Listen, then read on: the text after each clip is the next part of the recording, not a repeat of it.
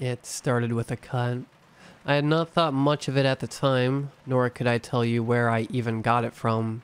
It's the only thing I could think of that would explain it, how they got inside. It was a thin cut on the center of my right palm. It hurt more than my ego would care to admit. As a precaution, I cleaned it and applied a liberal amount of antibacterial cream before covering it with a bandage. It had been a nuisance while pushing my computer mouse around with it, constantly reminding me of its presence. I lifted my hand and rotated my wrist. A rough series of cracks sounded off with the sensation of dragging a stick through gravel. Paper cuts and carpal tunnel. The hazards in my field of work. I turned my gaze to the bottom right corner of the screen. 4:48 p.m. 12 minutes from the end of my shift. My supervisor had already slipped out. They had tickets to something, it didn't matter. I wasn't paying too much attention at the time, truth be told. They had bragged the whole afternoon away and strutted out a full hour early. None of us had the desire to challenge the person above us on the food chain. God forbid if they found out I took less than 15 minutes at the end of the day. Not the most pleasant work environment, but it was the one that actually hired me. Perhaps my exploitability was my key asset. Most of the other workers had taken their chances and left soon after the supervisor's exit, leaving me behind. Seeing no one was around, I signed out and turned off my monitor.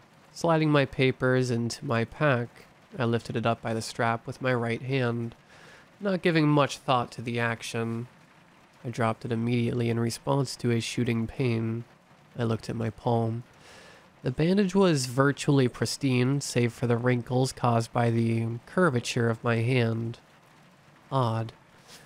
It had felt as if I grasped a curling iron, or at least I imagined that's how it felt. I gingerly tested the strap with my right hand again. It seemed fine. The sensation had been far more severe than anything I had felt during the workday. I decided against putting further unnecessary stress on it. Using my left hand, I hoisted it around my shoulder. It had already fallen dark by the time I walked out into the office parking lot. I would have complained, but around this time last year, we had a significant snowfall. I was just happy I didn't have to drive home through the snow. My palm was throbbing. I had no gloves on me, so my hands were rather cold, but the sensation was far greater in my bandaged right palm. It was as if an icicle pierced right through its center. I hurried towards my vehicle in the corner of the empty lot. I flung the driver's side door open and tossed my pack into the passenger seat. My eyes opened, their vision consumed by a miniature mountain range of white that was a stucco ceiling. I blinked the sleep away from my eyes. A thought was developing, yet it dragged along, scraping the inside of my skull, refusing to form into anything coherent. I just laid still with an instinctual feeling that something was not right. Without my mind giving any definition to this feeling, I was unsure how to act. My eyes remained on the ceiling. It was much like that which coated the ceiling of my parents' old home. I hadn't seen much of the unappealing substance since I moved out. My apartment styling was an amalgamation of wood, concrete, and glass. Perhaps a few years ago its design would have been considered inspired. I was not in my own bed. My eyes shifted downwards carefully. Light shone through the window a few steps from the foot of the bed. The walls were lined in yellowing wallpaper. The scent of years of cigarette smoke hung in the atmosphere. My eyes tilted to my right. The red digits of a clock sitting on the peeling wood of a nightstand read 7:23 a.m. My attention drifted to the left. The sheets were in disarray, leaving the impression of another body that inhabited the space moments before. I slowly sat up. I took in my surroundings. There was a brown, rotting desk in the corner with a seemingly ancient metal lamp upon it. A black tube TV was wedged into a cabinet sitting in front of the window. To its left, a door marked "Beaten, wearing its years of abuse." The door's painted white metal acted like a canvas for the dark streaks, and other miscellaneous smudges that adorned it. I was in a motel, a real dump of one at that. I waited for memories to materialize. Nothing came. The parking lot, then this. I felt my stomach churn. It was as if time lurched forward without warning. The room was dizzying. My head turned towards the left of the room. In the corner was the entrance to the washroom. I hesitated for a moment. Burgundy curtains were drawn partway across the window, cloaking the left side of the room in shadow. Despite my nausea, I had little desire to cross the threshold of darkness towards the washroom. Rubbing my face, a soggy bandage slightly caught on the bridge of my nose. A sharp response shot off from my hand, causing me to pull it away. It continued to ache dully as I inspected the warped bandage. Past my hand, my clothing and shoes sat among the mucky brownish-red carpet. Without stepping onto it, I leaned from the bed and snatched up my belongings. Hastily throwing them on, I stood up and began to make my way towards the room's exit. I heard something fall off of the bed. A pillow or blanket, perhaps. I wasn't sure, but I heard something. I turned around, my back to the front door. It was faint. A moan of sorts, just barely audible. I wanted to pretend that I didn't hear it. I stood still, unable to control my motor functions. I just stared into the dark. The moment hung in silence. A pale, wiry hand slowly lifted itself from below the other side of the bed. Its digits clawed a crumpled sheet. Low moaning emanated from the dark. The noise sustained, becoming louder with every moment until, without warning, it became a shriek. I broke from my daze and spun towards the door. I grasped its handle and flung it back, fleeing out of the room. I refused to look behind me as I sprinted, creating as much distance as I could from the thing in the room. The chill ate at my skin as I ran through the outer walkway of a weathered green building. The winter sun was just beginning to rear its head. I approached a metal stair set leading down to the car lot below. My shoes clanged against the steps, echoing out into the silent morning. Once I reached the ground floor, I stopped and surveyed my surroundings. I had no idea where I was. To add to my concern, my vehicle could not be found amongst the handful that were sitting in front of the two-story relic of a building. I looked up towards a sign that sat atop a pole placed by the parking entrance. Motel was written in filthy fluorescent letters. The O was flickering. Scanning my surroundings, I noticed that the motel seemed to be tucked away in some sort of industrial district. I turned around to face the building I had just come out of. My breath plumed in the brisk morning air. Looking past the second-floor railing, I spotted the room that I had fled from. The door was still open. I couldn't make out much else beyond that. My legs began to move before my mind even seemed to command it. I had no direction, just the need to escape, to be somewhere, anywhere else than here. I was running towards the parking lot exit. In my mind's eye, the foul creature had crawled out onto the balcony, leapt down to the pavement, and was chasing me on all fours, frothing at the mouth. Sound had been muted. All I could hear was the beating of my heart, accompanied by rhythmic breathing. The air stung my throat as I ran straight into the street. I nearly caught my leg on a pothole as I ran helplessly without any direction. I could feel it gaining. My chest squeezed as I felt it right on top of me.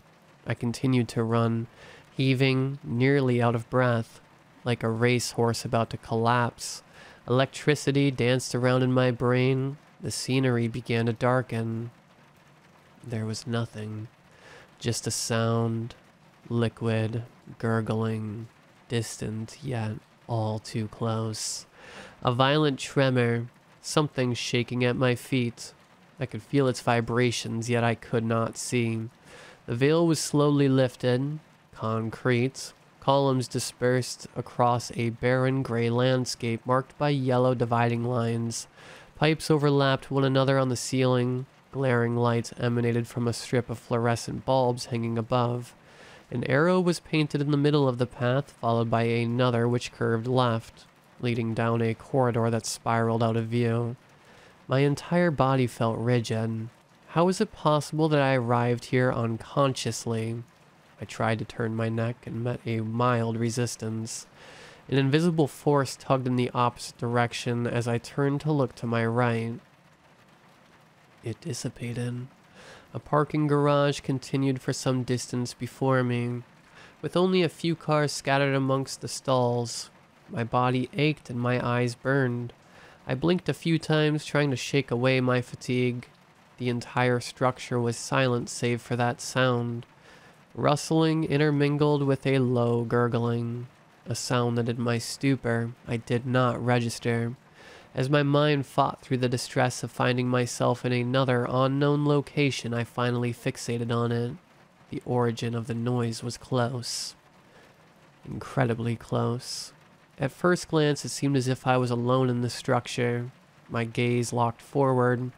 Right where the arrows led off to the side, there was a concrete wall broken up only by the pristine metal doors of an elevator.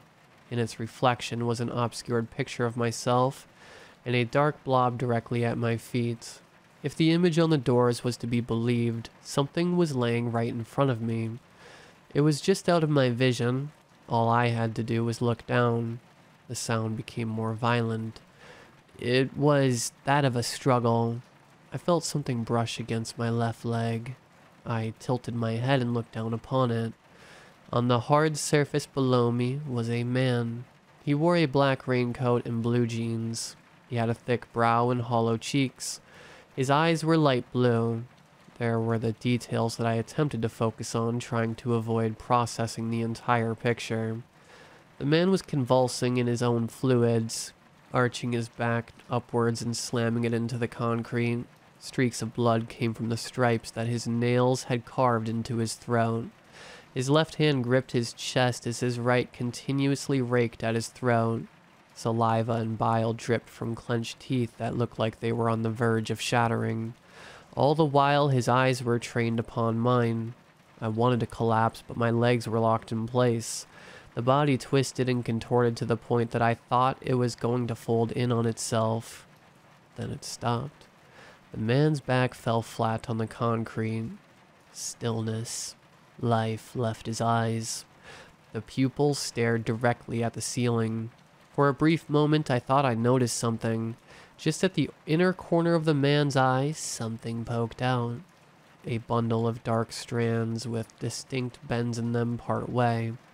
Each of them had irregular, jagged grooves. If I had to compare them to something, I would say they were almost like spider legs. They rotated and extended in each direction, then slid back inside from whence they came. The man's cold blue eyes darted right, looking directly at me. I stood in a dimly lit room. A warm liquid made its way down my right arm. There was a large gash in my bicep. I could see it, but could not feel it. A sensor light provided a slight amount of illumination from the outside. Glass was sprinkled across the carpet with intermittent bloodstains. My eyes followed the trail of red which led to the remnants of a sliding glass door. It had been shattered. Something had even caught the frame, knocking it off the tracks. Past a bookshelf, just behind a sofa, something stuck out. I cautiously moved towards it. My legs stopped at the edge of the sofa. I leaned over. Not much detail could be discerned in the faint light, but I saw enough. A grown man in a gray t-shirt and boxer shorts lay on the floor face up, his feet sticking out just past the furniture. Behind me, a light wheeze glided through the air. I turned towards the noise. There had been a door behind where I had come into consciousness. It was slightly ajar. A few glowing stickers that depicted smiling planets, stars, and the like were haphazardly thrown across it. At the center of the doorway was a small silhouette of a body. It twitched. I felt my insides nearly collapse on themselves. A soft whimper echoed through the building. My body became rigid. The cry sounded off again. It was muffled, but I could hear it all too well. My legs began moving, but not by my command. My neck twisted to the right. A carpeted staircase was before me. I continued towards the noise. I tried to stop. My body continued. My arms, legs, nothing responded to me. I ascended the steps. As the stairs creaked, the cries peaked in terror. The sound which once seemed almost silent was now deafening. It was as if my hearing had blocked out everything else and isolated the noise. At the top of the steps, I passed by a hallway lined with family photos. My eyes remained locked forward. Stopping abruptly, I pivoted to the right. My vision was consumed by a door. Whatever was behind it attempted to hold its breath, but their heartbeat was painfully audible. Without warning, my body slammed repeatedly against the door. The person behind it began screaming. On the third try, the door flew off of its hinges. Inside, a street lamp shone through a window's blinds, revealing a dark-haired woman. She lobbed something. It collided with my left shoulder, and I proceeded forward. She backed into the corner of the room, unable to say a word. I lunged forward and threw her to the ground. My hands latched onto her head and began to pry her jaw open. Leaning above her, I felt my body shake as my mouth began to stretch open. Stripes of light from the window revealed the awful scene. The feeling of thousands of fibers dragging across the esophagus spurred my mind into a frenzy. A flood of minuscule wriggling masses came pouring out of my mouth, falling straight into hers. A few fell just shy of her mouth and crawled their way inside. I was able to spot one of them as it passed a blade of light. At its center was a porous white body. Sprouting from all angles were several dexterous strands that transported the grotesque masses at a disturbing speed and steadiness. Their form almost resembled the seed heads of dandelions in a hideous caricature of nature. Tears came from my eyes as I was helpless, only able to watch. My jaw then clamped shut and I let go of her. I watched as the last of the creatures crawled inside. Her jaw remained open, grotesquely askew. Eyes wide, her face locked into an expression of shock. My body stood up robotically and my gaze remained locked on her as she began to convulse on the ground. I don't know how much more time I have before I become nothing more than an observer. The hours that I am awake have begun to dwindle. I have lost track of time completely. I cannot say if it has been days, weeks, or months.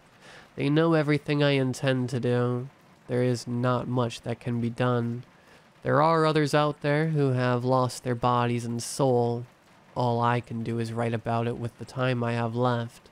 They sense no threat in these actions, perhaps because I know it is futile. What are they? How did they get inside that cut? I will never have answers to these questions. All I know is that they will continue to spread. Watch the people around you and take note of their strange behavior. I wish all of you well. If you do not heed these warnings, you may end up like me, a passenger.